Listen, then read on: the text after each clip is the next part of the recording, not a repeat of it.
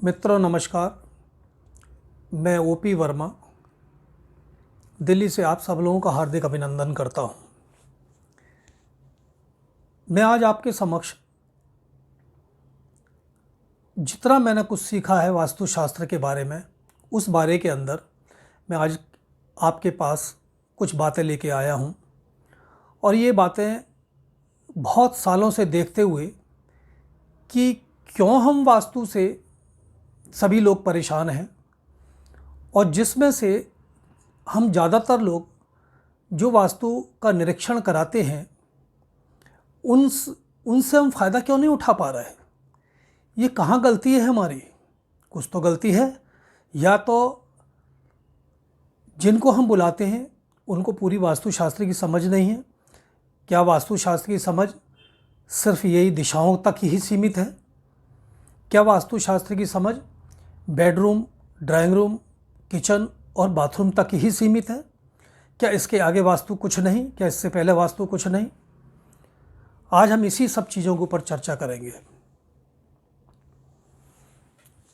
हमारे पूर्वजों ने, हमारे पूर्वज महर्षियों ने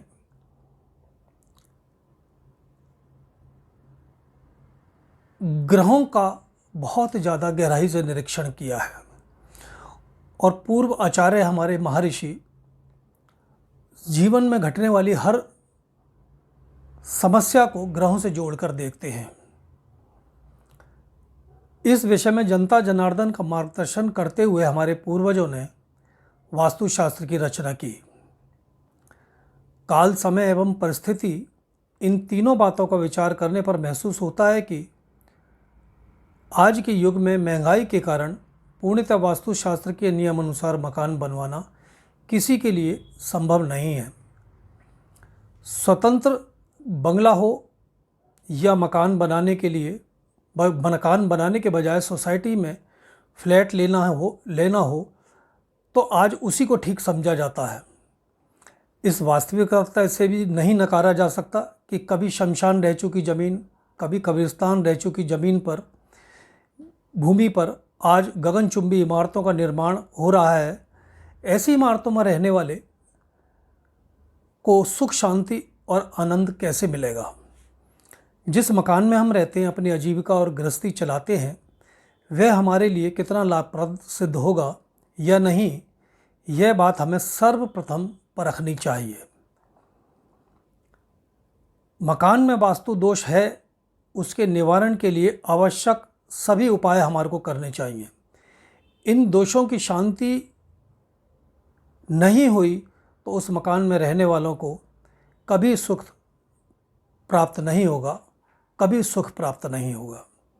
दोषपूर्ण मकान में रहने वालों का भाग्य उदय कभी नहीं होता। धर्म में श्रद्धा रखकर किए गए कारगर उपाय सिद्ध होते हैं, यह मेरा अपना अनुभव है। कुछ वर्षों में स्वयं को वास्तुशास्त्री कहलाने वालों की एक बाढ़ सी आ गई है। प्राचीन शास्त्र सम्मत वास्तु ग्रंथों का अध्ययन किए बिना ही वास्तु सम्राट की उपाधि लेने वालों की कमी नहीं है। शास्त्र विरुद्ध अप्रामाणिक ढंग से किए गए उपायों को और टोटकों को आज जनता को मूर्ख बनाया जा रहा है। इंजीनियर, आर्किटेक्ट भी इस दिशा में पीछे नहीं है।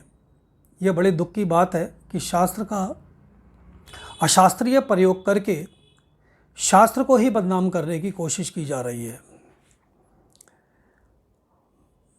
मकान बनवाया या बना बनाया लिया, उसे सजाने संवारने के लिए हम काफ़ी पैसा भी खर्च करते हैं, फिर भी मकान में रहने वालों को सुख शांति नहीं मिलती।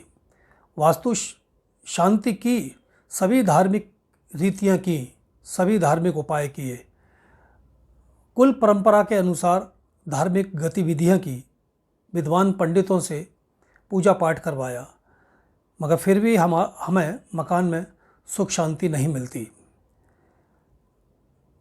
इसका क्या कारण है?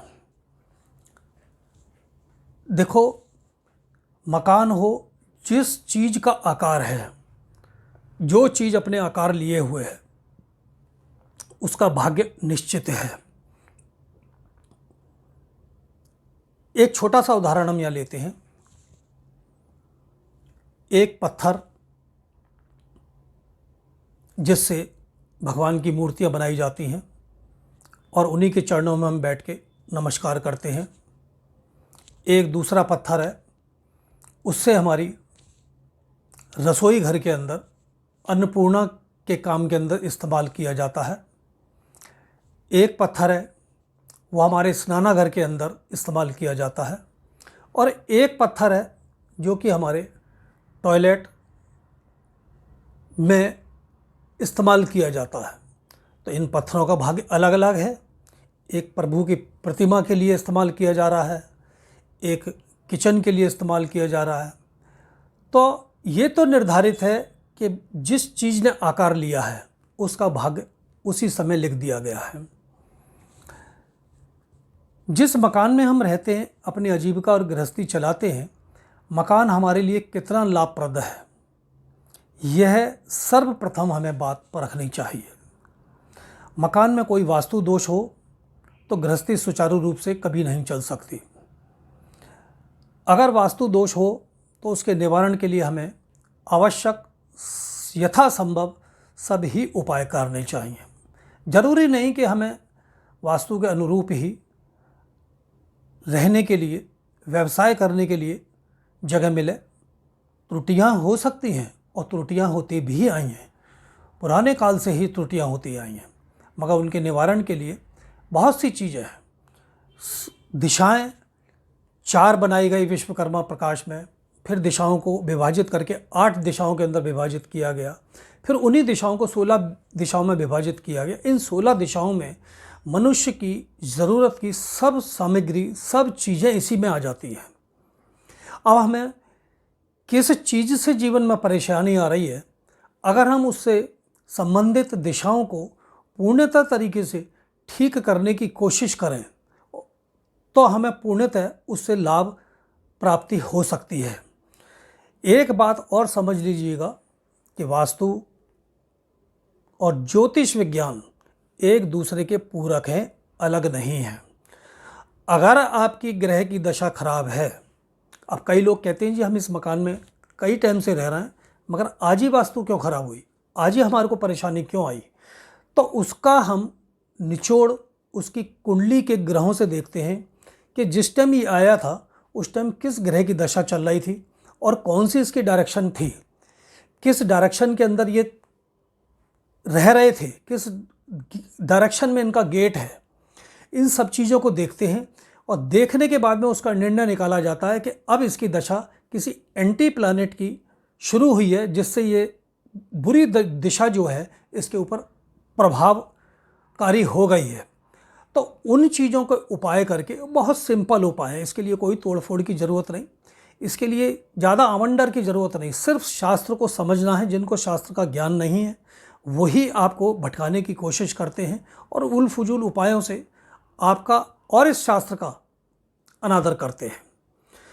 तो आज इतना ही छोटी सी चीज़ मैंने आपके समक्ष रखी है और आगे इस एपिसोड को हम और चलाएंगे और हर चीज़ के बारे में आपको बताएंगे कि आपको इंटरव्यू देने जाना है तो किस तरीके से घर में से एंट्री करी जाए, किस मुहूर्त में एंट्री करी जाए। और मुहूर्त रोज़ होते हैं, वो ऐसा नहीं कि वो मुहूर्त 1 हफ्ते बाद आएगा या 3 दिन बाद आएगा। किस मुहूर्त में एंट्री करी जाए। अगर आप व्यवसायी हैं तो आप इंटरव्यू लेते हैं किसी का, तो किस दिशा में बैठाया जाए, किस दिशा में बैठ के आपको बिजनेस की मीटिंग की जाए जिससे ज़्यादा से ज़्यादा मुनाफा हो, किस दिशा में आपको ऑफिस के अंदर अपनी सीट रखनी है, किस दिशा में आपको एम्प्लॉयज़ों का बैठने का प्रबंध करना है। एम्प्लॉय कई तरीके के हो सकते हैं, कोई फाइनेंस समझ रहा है, कोई सेल संभाल रहा है, कोई एडमिनिस्ट्रेशन संभाल रहा है। तो उन सब लोगों के लिए अपने अपने काम में पूर्णतः तरीके से सक्सेस हो, सफलता प्राप्त करें, तो वो सब दिशाएं हमारी निर्धारित की हुई है। और इस तरीके की बताई हुई दिशाओं से हमने एक हद तक 100% ना से ही, 100% में कुछ गलतियां हमसे भी हो जाती हैं, मगर 80% हमने लोगों को फ़ायदा दिलवाने की कोशिश की है। तो आने वाले समय में हम आपसे बात करेंगे कि किस तरीके से वास्तु के द्वारा ज्योतिष को कंबाइन करके हम अपना जीवन और अपने परिवार को सुचारू रूप से शांति की तरफ ले जा सकते हैं। नमस्कार।